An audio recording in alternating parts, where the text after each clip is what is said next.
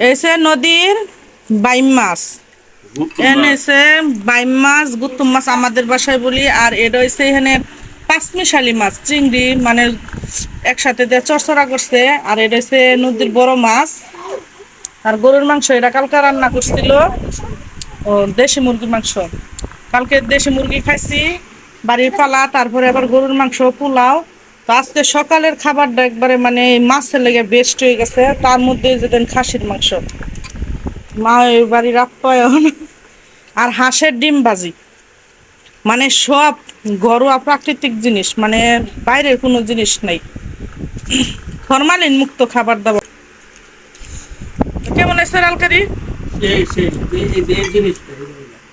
আপনারা যদি কেউ না খান তাহলে এটা স্বাদ বুঝবেন না। কারণ তাকে দিমু কেমনে?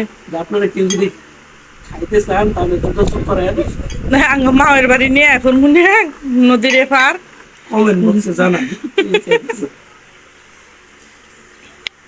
অস্থির হয়েছে রান্না করলে একবারে।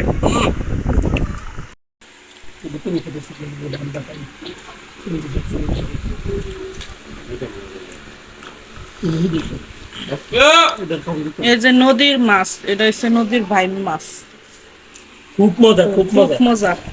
মাছ কেমন? যদি খাইতে হয় তাহলে এটা খাইতে হবে। এটা হলো খাবার মতো। মায়ের বাড়ির সবচাইতে সেরা খাবার হয়েছে আজকাল লেগে যেটি, ঠিক না? কালকা যত উলা মাংস খাওয়ার কাছতে যে এটা হচ্ছে সেরা খাবার, নদীর মাছ। এর সাথে স্বাদের কোনো জিনিস আছে?